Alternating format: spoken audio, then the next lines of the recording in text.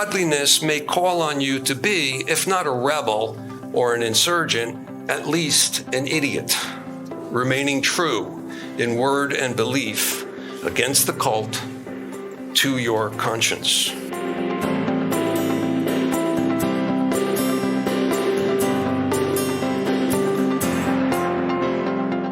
Welcome to the Acton Vault podcast, a product of the Acton Institute for the Study of Religion and Liberty.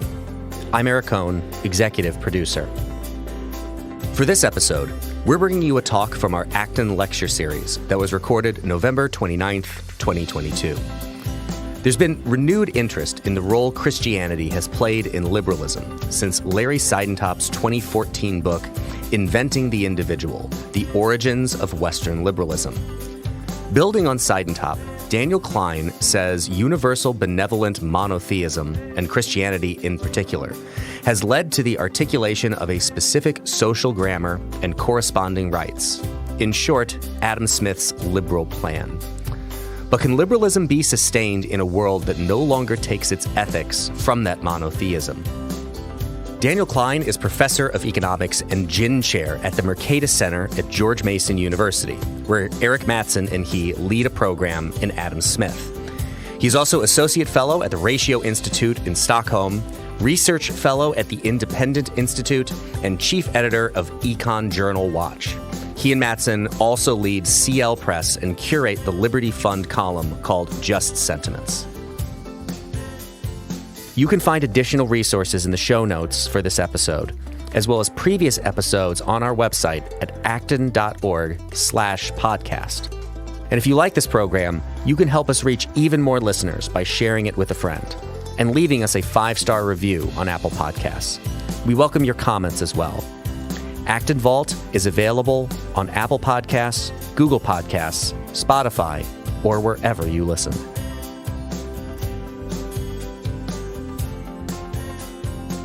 Welcome to our last installment of the Acton Lecture Series for 2022.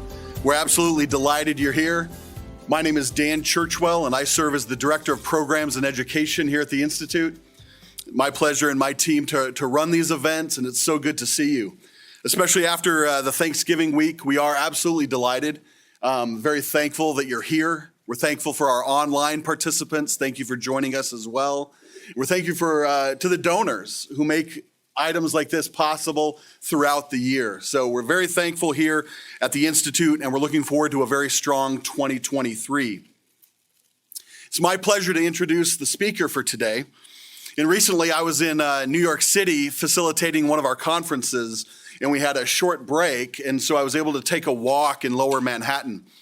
And I've always wanted to visit St. Paul's Chapel.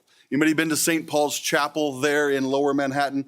Very beautiful. It's always been locked up when I've walked past it. And so this year it happened to be open. And it is the oldest continuous building that's been in use in Manhattan. Opened in 1766, has a beautiful cemetery.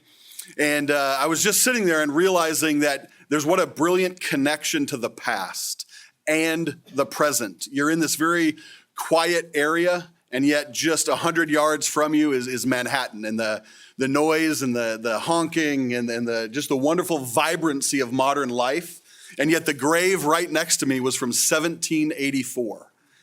So 236 years were separating what I was sitting and enjoying the peaceful park-like setting of that cemetery, but thinking about the conference we were about to do and the connection of really great powerful ideas on what it means to be a human person, on the idea of the economic life and political economy. What does it mean to connect ideas from the past into the modern world? And I was just so thankful to think about the opportunities we have at Acton to put on conferences like this. And I'm just reminded and just very thankful for what we do here. Thank you for all of your participation. Today, I have the pleasure of introducing Dr. Daniel Klein. He's a professor of economics and the JIN Chair at the Mercatus Center at George Mason University, where Erik Matson and he lead a program in Adam Smith. He's also an associate fellow at the Ratio Institute in Stockholm, a research fellow at the Independent Institute, and chief editor of the Econ Journal Watch. He earned his PhD in economics from New York University and is the author and editor of 5 books and dozens of articles, largely on Adam Smith and that era. Please give a warm Acton welcome to Dr. Daniel Klein.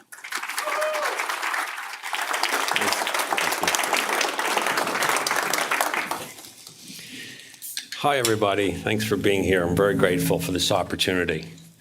My title is The Godly Path to Adam Smith's Liberal Plan. That refers to his politics. He put it this way: allowing every man to pursue his own interest, his own way, upon the liberal plan of equality, liberty, and justice. My topic is the godly path to that. When does it begin? One answer is with what is told of in Genesis, so I suppose billions of years ago. Well, in the interest of time, I jump to 10,000 BC. That should be a piece of cake. When our ancestors lived in small bands, like the one shown there, of about 40 people. Between then and 1776, our culture changed a great deal, but our genes did not, and still have not. Genetically and instinctually, we are still band man. As band man, we, that is our ancestors, were integrated into the band. Those 40 people were all in all, ethically. We are naturally sympathetic and social. We had a direct sense of the good of the whole, and there was no whole higher than the band. We have an instinct, I think, to have direct social signals that tell us what to feel and to do in a way that is consensus-oriented and immediately observable. The band was the direct and immediate basis for meaning and validation. Interpretation was simple and common to all. Indeed, language was primitive, so critical thought would be minimal even if tolerated. We were dumb pack animals. We lived an existence of common knowledge, something still yearned for today, but impossible. The good of the band constitutes the basis for the spirit or God of the band, as Emile Durkheim said. Experience in that little picture was encompassing, sentiment was encompassing, and our ancestors knew a feeling that Durkheim called effervescence, a holy communion with the spirit through communion among the whole. Today, however, society is complex. Knowledge is wildly disjointed, a blooming, buzzing confusion. To us, the band seems like a cult. The word cult is pejorative, but in the band context back then, cultishness made sense. It worked in such a small, simple society, and we still have within us, I think, a bent towards cultishness. The godly path to Adam Smith's liberal plan is a path away from cultishness. The next moment in the story is the ancient world, say from Homer to Constantine. Here I begin to draw from Larry Siedentop, this book. His story goes from about Homer to 1600, whereas I'm coming up to Adam Smith in 1776 later. Siedentop says that Christianity made liberalism possible. I agree. He anchors his story in the ancient world, which was also quite thoroughly cultish. Why do I anchor it in the band? It is because I think that to understand ourselves, our lapsarian selves, we need to see ourselves as band man. For one thing, band man helps us interpret politics, as Friedrich Hayek suggested. I realize that many of you would anchor the story in Genesis, and that's fine by me, but I suggest you give a chapter to band man. So, Siedentop describes the cultishness of the ancient world in 3 chapters. The primary seat of religion was the family, which was a cult, the paterfamilias being its priest. The ancient world was a compound of nested cults, from the family up to the city, each level having its god corresponding to the good of that level of the nested cults. Siedentop richly describes the cultishness of all of this ancient world, and I highlight a few things. The ruler or the king was a top priest, if not a god. Within the polity, the unit of subjection was the group, down to the family, not the person. The vast majority of persons lacked the status of citizen, as a matter of fact. The man or woman was to the compounded group as a foot to the body, and was to conform to the cultish cues that constituted the common interpretation of the cosmos. The man or woman was not charged with thinking, really, except for learning the program.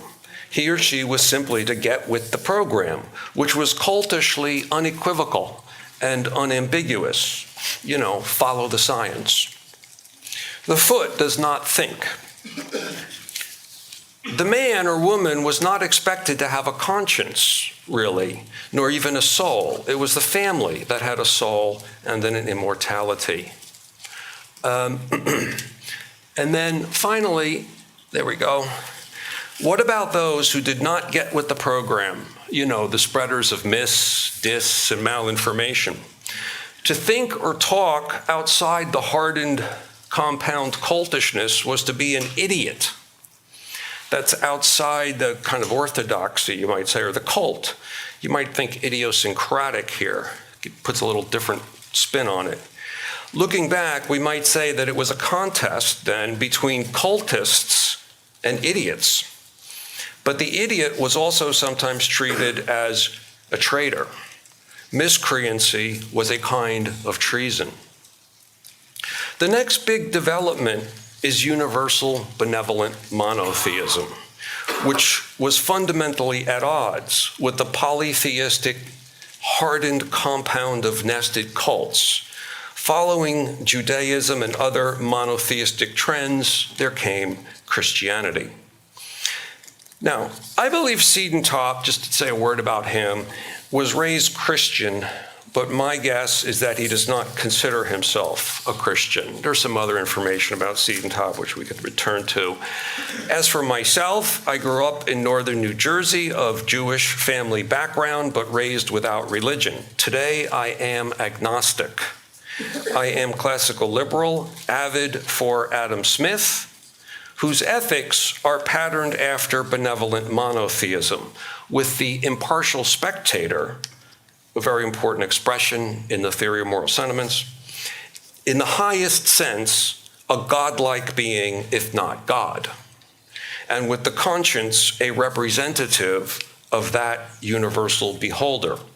In an article at Law and Liberty, Dan Mahoney and I lament that many people have, in their irreligiosity, thrown the baby out with the bathwater.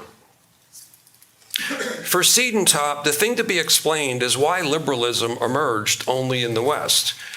Another way to put it or represent this point is looking at economic freedom. This is from 2017. I'm a little scared to look more recently. And the turquoise there are the ones most free. And Siedentop's answer about what explains, as it were, that pattern is this: Christendom in 1300. You see that Western Europe has a lot of the turquoise blue, and then areas greatly influenced by Western Europe, Christendom, are also the most free. So in a way, that represents what the whole theory is, the whole thing to be explained and the explanation. Siedentop does not claim originality. He draws on these authors especially, but of course many have argued that Christianity made liberalism possible. What's so remarkable about Christianity? Putting aside, that is, the incarnation and the like.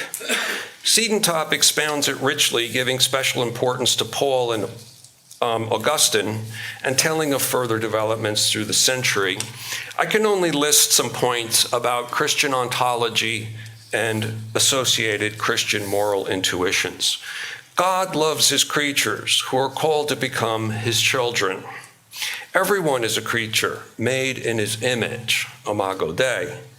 God's benevolence extends to humankind universally, including posterity. That expands the field of the whole, which started out in my story as just we 40 people, the whole far beyond your family, your city, or your nation. To cooperate with God, you must advance what he finds beautiful, the good of the whole. That sets the human to figuring out how the world works, and indeed, what constitutes goodness. The very nature of what your well-being consists in changes quite fundamentally. What becomes the cardinal matter of your well-being is God's approval of your actions, You might be stuck in the wilderness in a hailstorm with nothing to eat, but if you have been conducting yourself lately, kindly, bravely, or otherwise virtuously, you don't feel so bad, despite the hail and the hunger. Your conscience is a representative of God, not necessarily a good one, but a representative nonetheless. God stands separately from any temporal cult. He stands separately, in particular, from Caesar. Indeed, he stands above Caesar, who, after all, is but another creature of God. The spiritual is above the temporal. And finally here, godliness may call on you to be, if not a rebel or an insurgent, at least an idiot, remaining true in word and belief against the cult to your conscience. Much comes from these Christian moral intuitions. They turn the world upside down, as Siedentop puts it. They fundamentally challenge cultishness, which is so tied up with temporal power and status. There are some things about the Jesus story that Siedentop does not emphasize that I think significant. I just want to mention a couple here. Jesus was not a political leader, in fact, a carpenter. He never wielded a sword. Prince of Peace does seem fitting. He was crucified by the top political power and not as some kind of combatant. What better way to launch a government-skeptical outlook than have the Messiah fall victim to government and its initiation of coercion? Most of the book covers the 1,000 years shown here, and he explains how the ontological views and moral intuitions developed and why it took so long to translate them into social and political practice, to the extent that they were translated into practice. For a treatment of Siedentop, let me point you to a project undertaken with Acton sponsorship, as well as from the Institute for Humane Studies, and posted at the Institute of Intellectual History website at the University of St. Andrews. There's a complete set of notes to follow along.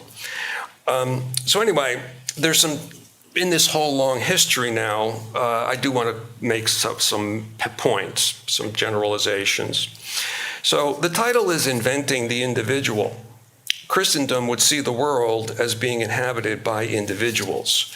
Such individualism was a flip side of Imago Dei universalism. Christianity battled the cult of family or clan. The church restricted not only polygamy, but cousin marriage and such. Today, that development is hailed by weird scholars. That's Western, educated, industrialized, rich, democratic. You might say, we go from cultists against idiots, and then idiots spawning weirdos.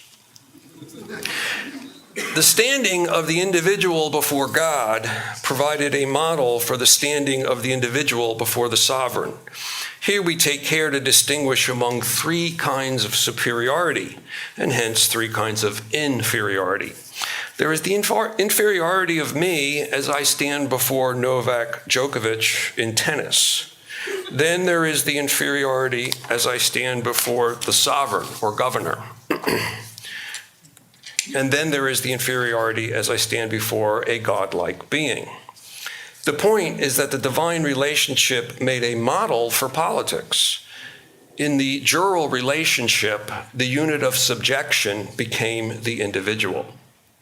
Now, emphasizing subjection may not seem very liberal, but that, in my view, is a problem with certain strains within liberalism, and not the Smithian strain. With the subjection of the individual comes, well, the individual, and hence consideration of his or her interests and rights. Every individual is a child of God, and every individual, including the governor, bears a responsibility to advance the good of the whole. The king is a jural superior, but morally he stands equally before God and with the same kind of responsibilities. Thus, Christian moral intuitions opened a path to a liberal approach to politics, with checks, limitations, divisions, responsibilities bearing on governors. Christian moral intuitions are themselves a check on power. What's more, the subjection of the individual clarifies jural notions between subjects, that is, between neighbors who are jural equals in relation to one another. That system of jural relations then serves as a baseline. The subject may say to the sovereign, hey, my neighbor isn't allowed to take my stuff, so if you're going to take my stuff, you ought to give us a good reason. At the end of the book is a chapter titled Dispensing with the Renaissance. Renaissance means rebirth. But the so-called Renaissance was not a rebirth of ancient ways, as ancient ways were highly cultish. Thinkers of the so-called Renaissance and Enlightenment misunderstood their history and the development of their own presuppositions. Machiavelli, Montaigne, Voltaire, Paine sustained presuppositions of the individual, a legacy of Christianity. And in assailing Christianity or the church, they often were throwing the baby out with the bathwater. Other liberal thinkers, however, knew better, and it is they, like Lord Acton, who best represent liberalism. Here, an important idea in Siedentop is that there is always the danger of the church being too submerged within or entangled with the temporal powers. If the church passes into being a tool of those powers, then there is little liberal prospect. Submergence of this kind might explain why Eastern Christianity did not give rise to liberalism, and why other monotheistic regions did not. In the so-called Renaissance and Enlightenment, many thinkers saw the church in their day or recent year as part of the problem. They looked at the Catholic Church and thought, what have you done for me lately? They didn't understand the evolution of their presuppositions and threw the baby out with the bathwater. In an epilogue, Siedentop highlights two senses of the word secular, one about religious belief, the other about so-called separating church and state. Someone can be secular in one sense, but not the other. One who is avid both for God and for separating church and state is a theistic secularist. The point is that the liberal secularist owes a lot to Christianity, and in both senses. Both the liberal non-theist and the liberal who favors separating church and state owes a lot to Christianity. Now, I add some points to Siedentop's story with the additional period up to 1776 in mind, especially. Deirdre McCloskey explains that in the 17th and 18th centuries, there bubbled up the moral authorization of the pursuit of honest income. The moral authorization of the pursuit of honest income. That moral authorization invigorated economic life, bringing dynamism, innovation, and the great enrichment, Deirdre tells us, and I agree. Now, what does it take for something to become morally authorized? First, the moral authorization of something depends on moral authorities. Some authors with influence who were not clerics very much helped to do this, with a large part of the population and the leaders, such as those shown here. But moral authorities based in the church, like these fellows, especially moved society and sealed the deal. I highlight Protestants I know a bit about along the lines Max Weber suggested. Luther and Calvin moved things towards that moral authorization, but at least in Britain, which happens to be what I know and study more, especially noteworthy are the ministers shown in this slide. Most of these men had great influence, particularly Perkins, Baxter, I'd say Hutchison, and Butler. These godly men morally authorized the pursuit of honest income. But second, for something to become morally authorized, it is necessary in the first instance that something be sufficiently clarified. Something has to be a thing before it is morally authorized. If the pursuit of honest income is to become morally authorized, people need to know what honest income means. So what is honest income? Here I turn to jurisprudence. Grotius wrote of a basic form of justice he called expletive justice. Smith called it commutative justice. It's the duty not to mess with your neighbor's person, property, and promises due. Jural theorists explicated what counts as property, what counts as promises or contract, and what counts as messing with any of that. Building on Suarez and other Spanish writers, Grotius was a giant, as was Pufendorf, whose work was more utilized in Britain, flowing into Smith's predecessors at Glasgow. The point is that jurisprudence needed to clarify something like honest income in order for something like honest income to be morally authorized. Honest income was income flowing from activities that, at least at minimum, did not violate commutative justice. This jurisprudence element belongs to the godly path.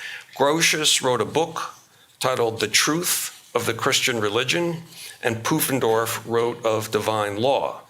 Jural theorists saw natural jurisprudence within God's laws. Godly social life called for a social grammar. We're not in the band anymore. We need a grammar. And commutative justice was a system of social rules making for a social grammar. We see in the writings of these clerics a progression in their discussion of vocation and calling. The word calling is more used here. First, in Luther, it is working hard, even piously, in your job. Writers suggested something like a list of the jobs that were elect callings. But there is a general movement towards greater abstraction. First, the list was expanded to include more of the familiar jobs, which were honest income, now also deemed elect. Then there is a discussion of choosing your calling from those on the list, and then combining callings, and then switching callings, and then adding wholly new callings to the list, that is, innovation. All this drives towards reverting instead to the basic idea of honest income, that is, scrapping entirely the idea of a list. However it is that you earn income, as long as you kept within the bounds of commutative justice, as well as other important bounds, the income was kosher, even praiseworthy.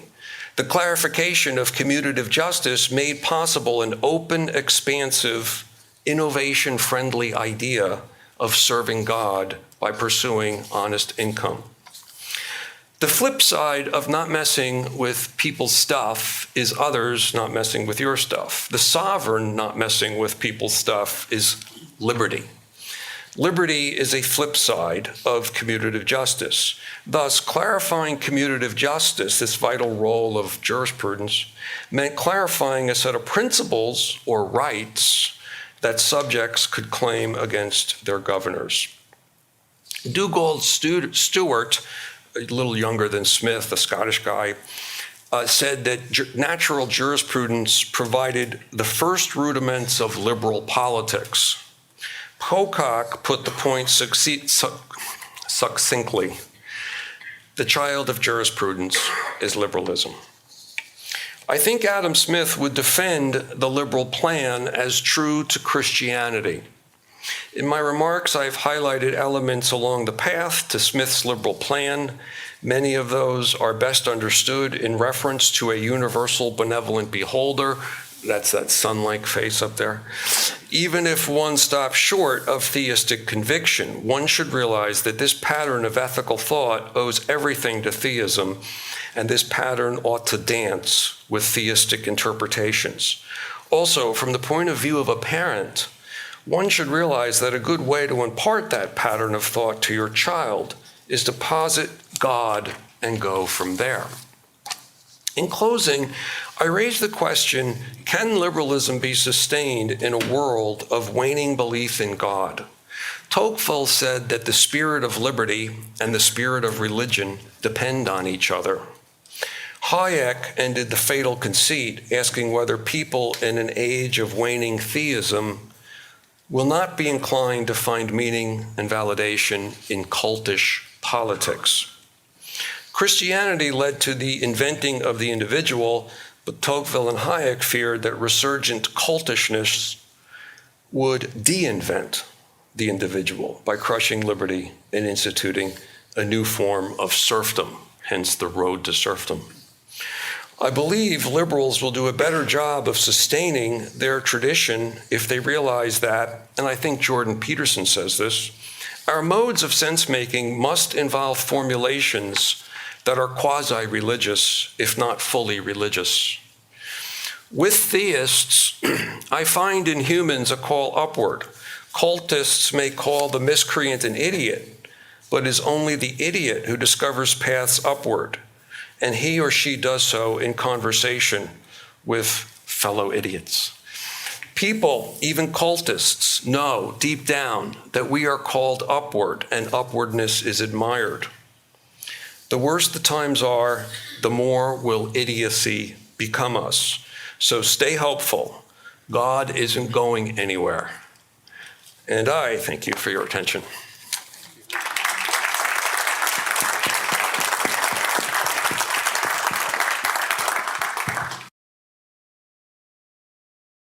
I was just wondering, as you listed the influencers, the British influencers and the tradesmen, you didn't mention either Knox or Wesley. And I was wondering, is that because they came later, or you just didn't feel they had the same effect? I'm ignorant. I'm an economist, okay. And this is the best I could do. I know something about Knox, of course, and the Covenantists. And I know something about Wesley as well, of course, although I forget, and I get all these guys mixed up. But how would you fit them in? Wesley was very much a working man's pastor and preacher, preached in shipyards and mining things, and really talked about the Protestant work ethic. Yeah, I don't quite know why. I tell you, Dan mentioned that I work with Erik Matson, and he's been mining this clerical, moral authorization, and he just hasn't hit upon Wesley. We're teaching a course called God and Honest Income together, and I'm relying a great deal on him to kind of decide what the readings will be and who to focus on. So Erik probably knows more about him, but yeah, just curious. I'm learning. Other questions, comments? Yeah.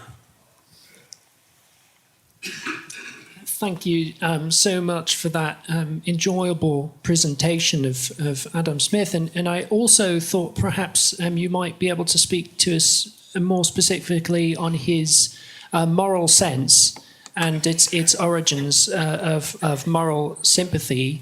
And my question, thinking about the band and the cult and this sort of thing, I wonder to what extent you see his moral sympathy as a recapitulation of Locke and empiricism, or do you see it as more in line with Shaftesbury and Hutchinson's critique of Locke and rediscovery of virtue ethics?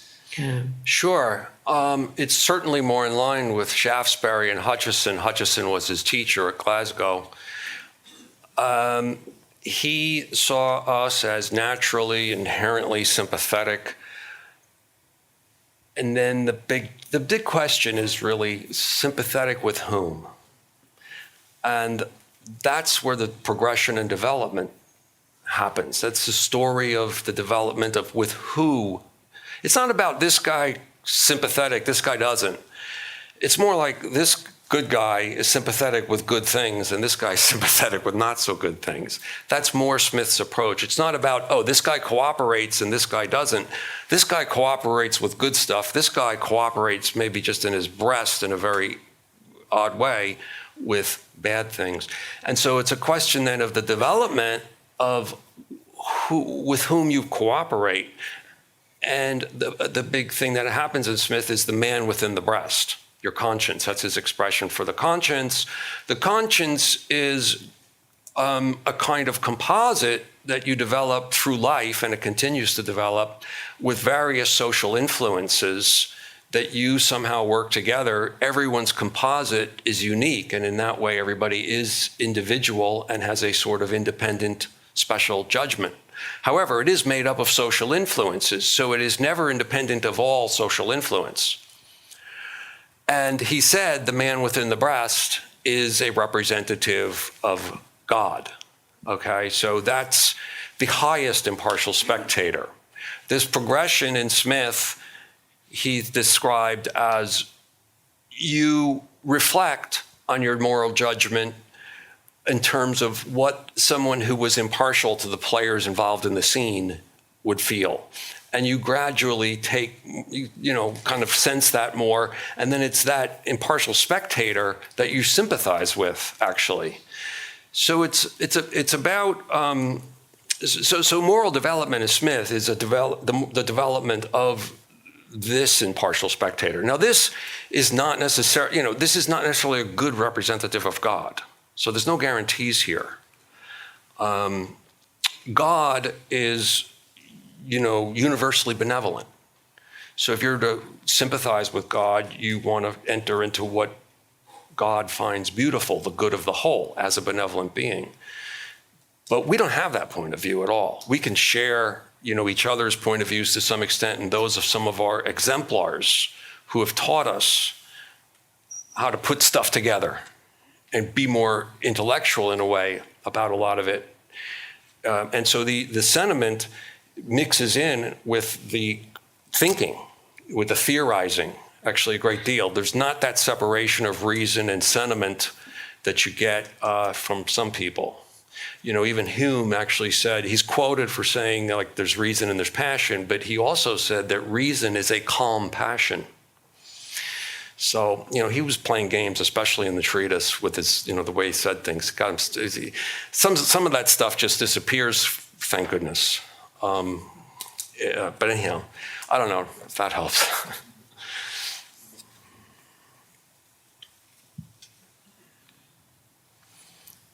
Why do you think that Christianity is fading in the Western world while its negative effects seem to be obvious?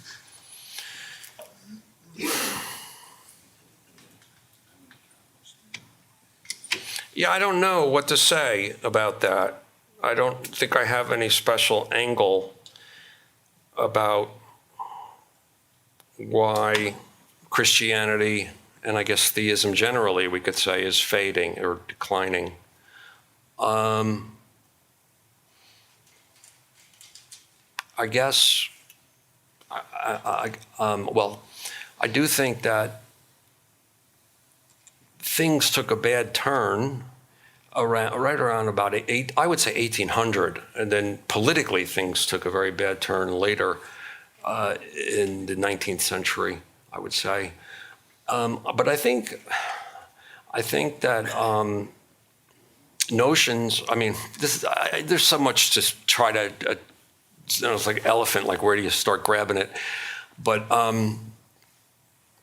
think people started having in some ways it was a scientism. I think scientism, if you like, is in that people thought moral questions, moral philosophy could somehow be more precise and accurate, and a little bit like, oh, let's try to do what Newton has done, okay? And so you have people who want to lead their area of thinking and kind of somehow get away from the kind of considerations we're talking about here, which are by their very nature loose, vague, and indeterminate. Aesthetic. We're talking about what God finds beautiful, you know? We don't have a very good formula for that. We all have a sense of what movies we like and don't like. But if someone asks you, okay, what's the formula for a good movie? You don't know what to say. And I think that science and intellectual life, I think went in a bad direction after 1800. That may have been part of the decline. I don't think evolution is actually necessarily that big a part, because I don't think theism necessarily has such a big problem there. But another thing then coming into the end of the century, I'm just trying to, is that the government itself, politics itself takes a turn towards collectivism. And liberalism really kind of breaks down, faces a crisis at the end of the 19th century. People don't realize that it really starts then. A lot of people don't focus enough on this period where young people were no longer brought up with, in Britain and the Anglosphere, with an emphasis on liberal ideas the way they had, the way their parents or their grandparents had. And so moving into the early 20th century, it's very, very, very different. And so then the government basically starts institutionalizing cultishness and propagating it, indoctrinating it into people. And so we've got that end of it. We've got huge bureaucratic institutional systems that offer a different source of meaning and validation. Not God, but now the social cues of the power structures around you. And that crowds God as a source of meaning and validation. It's a substitute, very much along the lines of democracy in America, is what I'm suggesting. That what Tocqueville saw in France and was warning us of generally just has happened to a great extent and keeps people from being theistic because they're offering this other basis. How does that sound to you? Basically, I agree. We're headed back to Roman times where the government is now God again. Yeah. The government is like the surrogate God, or politics, or something like that is the trend. Well, I'm sorry. Agreeing with you, it's multifaceted, and while we may not know all the reasons why theism is waning, we can agree that it is. And I'm wondering, as an agnostic, what do you see? What do we lose with theism waning? Can that liberal program advance if theism continues to wane?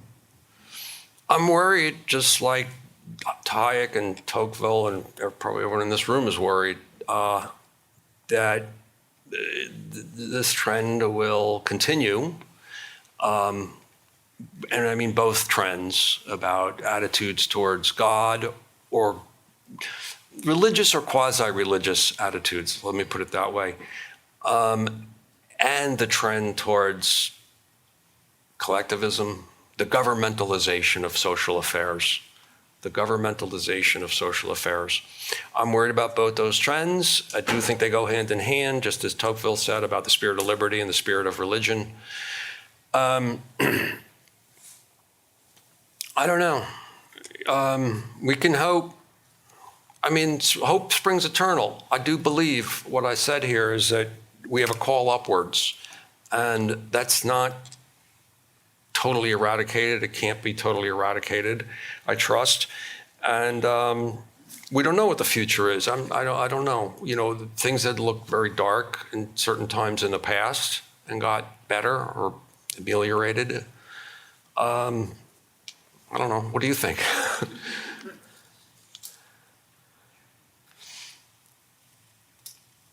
I speak as a Christian. I think it is impossible for the liberal program to advance without a holistic,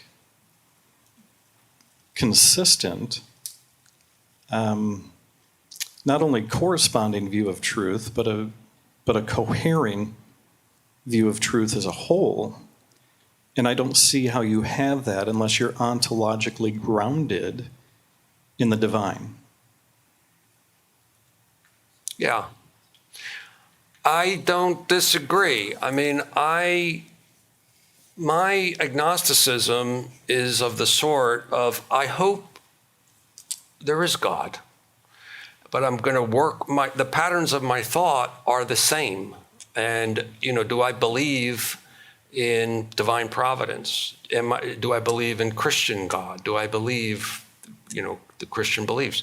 I'm agnostic. I mean, I don't know. You know, what can I tell you? But you know, if I find out that they're all true, that's fine. But the point is, my attitude is that pattern of thought, when you're talking about ontological grounding, that's fine. That pattern of thought, and then throughout ethics, which really includes, in my view, epistemology. So the whole kahuna depends on godlike understanding and your relation and beings. It's not just some brute reason and factualness or science or any. It's not the way we actually make sense of the world and find virtue.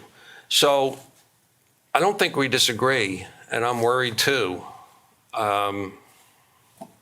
We'll see. I mean, at least for a while, we'll see. You and I.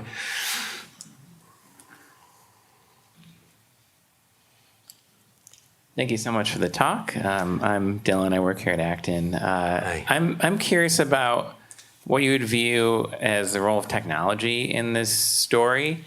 So certainly, I do agree that there is a Jewish and Christian idea of the individual, but there's also a sort of individualizing of authority that comes with the printing press and everyone being able to read the scriptures for themselves in a way that just was not technologically possible before that time.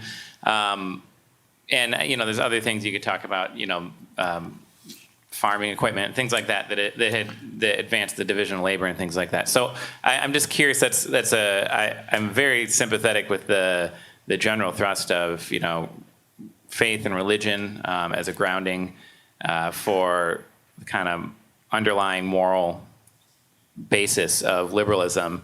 But there's interesting circumstances of history having to do, in this case, for this question anyway, with technology. I'm curious how that factors in. Yeah, the technology factor is very, very important, and I really believe in the importance of working the printing presses into this narrative. I just failed to do it. It throws interpretation of the world wide open and creates essentially competition and secession from the church, and, you know, really cracks things wide open. Absolutely. Technology more generally is vital in breaking up kind of the compound nestedness of everyday life and traditional society. And so you get more commerce, you get the towns and so on and so forth. And so all that, I think, is very vital to the development of individualism, the ideas of the individual, the rights of the individual, markets, economics. So that's all absolutely true. going forward in the story, I think technology plays a very significant role in the bad part let's say in the 19th century, where the government, basically this kind of political development that we're worried about is, in a way, this is Hayek saying this, it's the government and the collectivists trying to turn the polity into a new band, as though we are a familiar family, and almost like we want to reestablish that cultish mentality towards the world.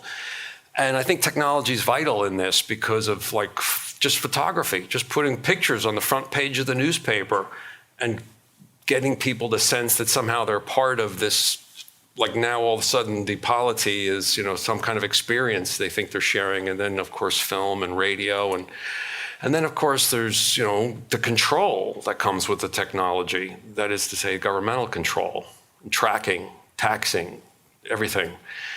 This was just harder for kings to do back in the day, which is maybe very much part of how Britain developed its liberal spirit.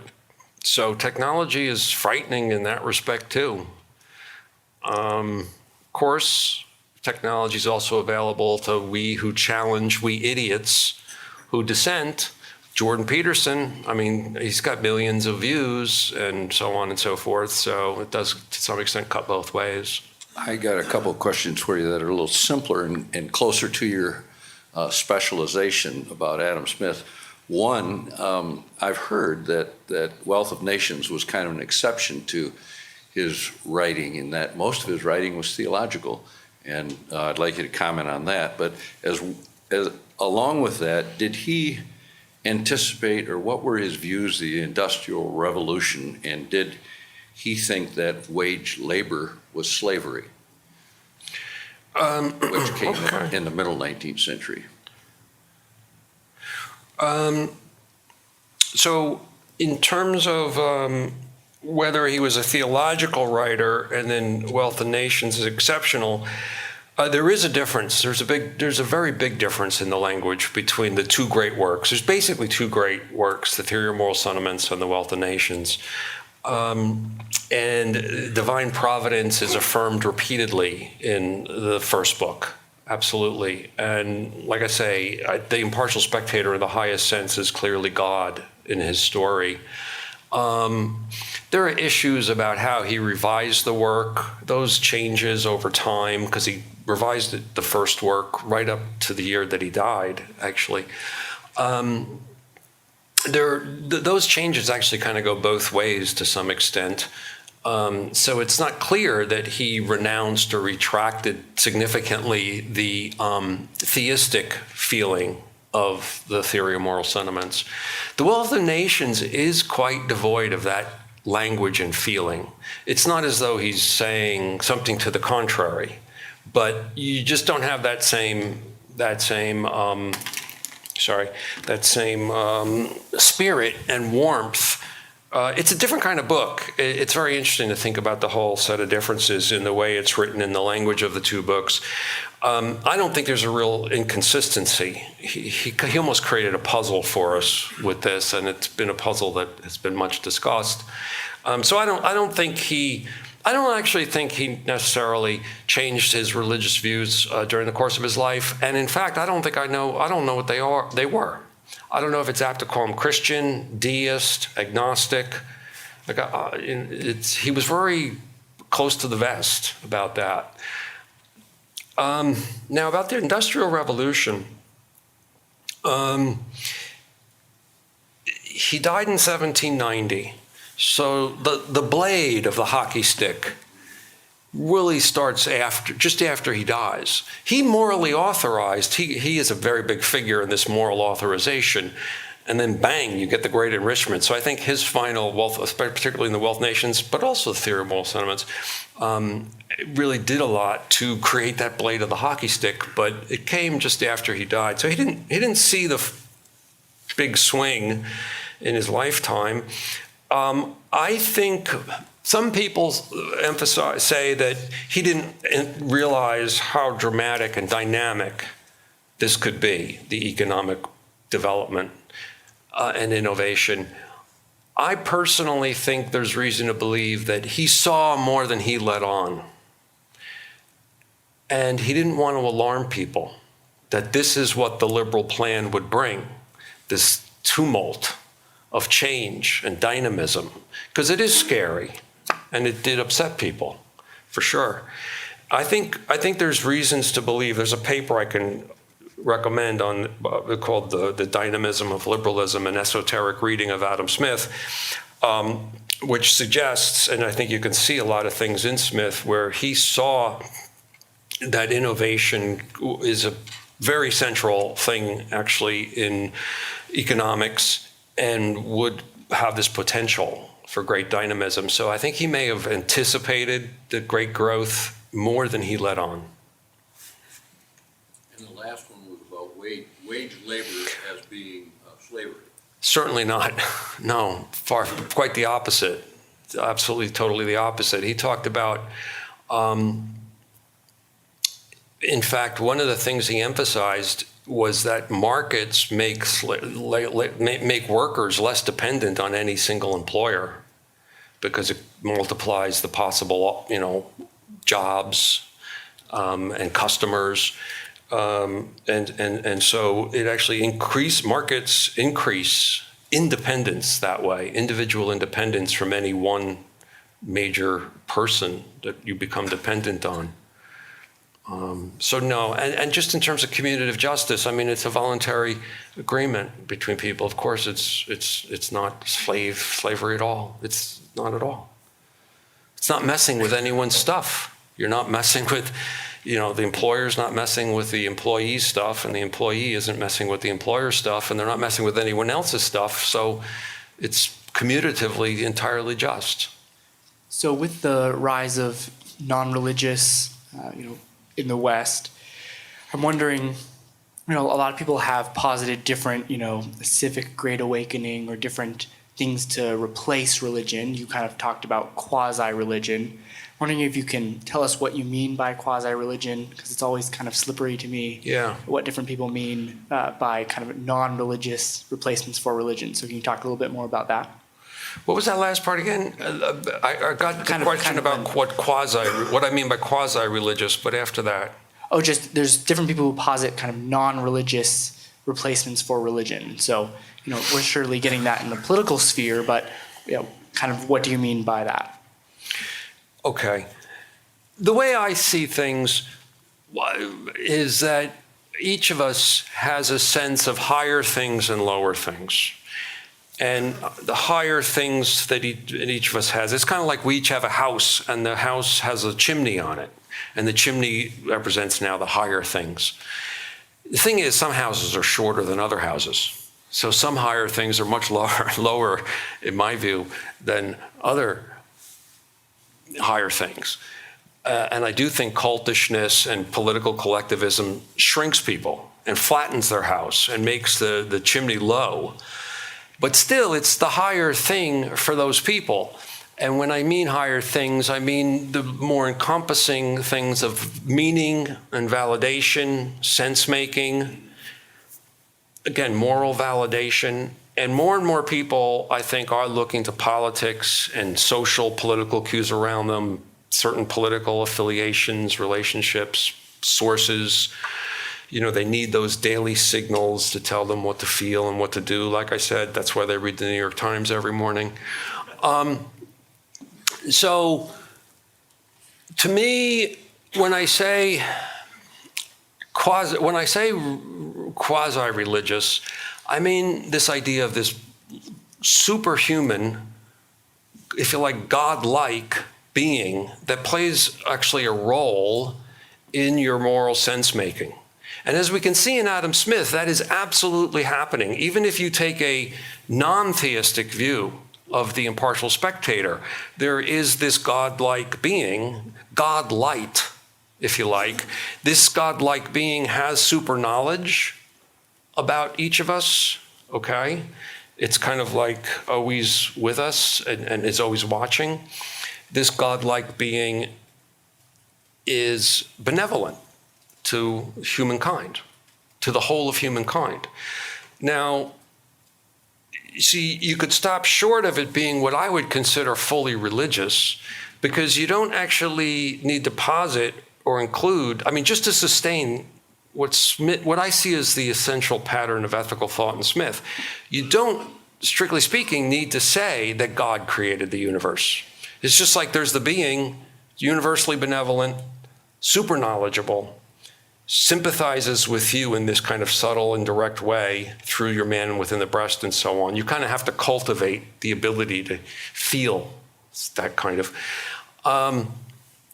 I think just that's the right way to think about ethics and virtue, because it puts a great role on other beings, actual human beings, who then you enter into. That's a big word for him. Their thinking, their understanding, their sentiments, and they become exemplars and influences. So you kind of incorporate them into the man within your breast.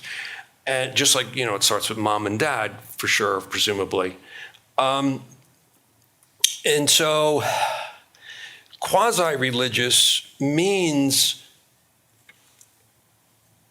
God-like beings playing a central role in understanding and meaning and validation. When I say a central role, I mean kind of in the structure and understanding of it. And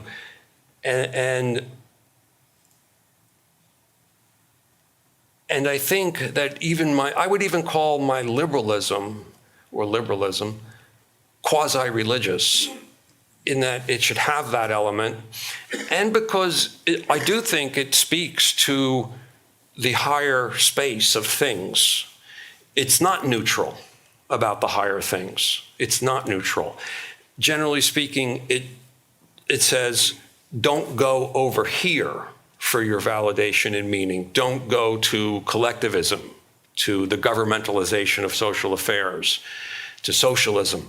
Don't go there. That kind of thing is the major higher things precept or imperative of liberalism.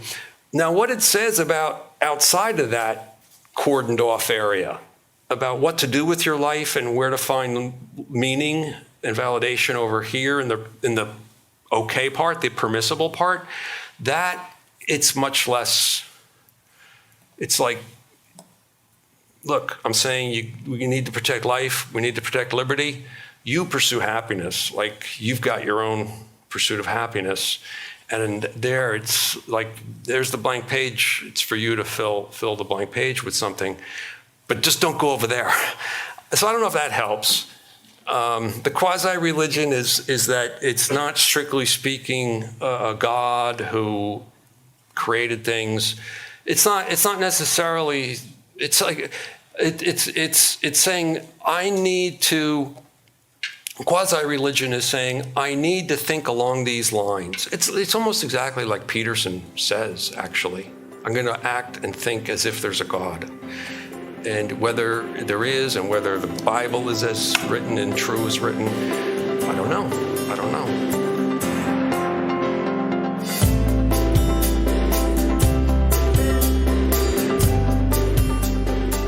As always, thank you for listening. Our team loves putting this podcast together for you. It's encouraging to hear from our listeners. Feedback is incredibly important to us because it lets us know what you'd like to hear more of, including the kinds of topics you're interested in most. If you have comments, feedback, or ideas for a show topic or interesting guest, you can email our team at producer@acton.org. Until next week, for Acton Vault, I'm Erik Matson.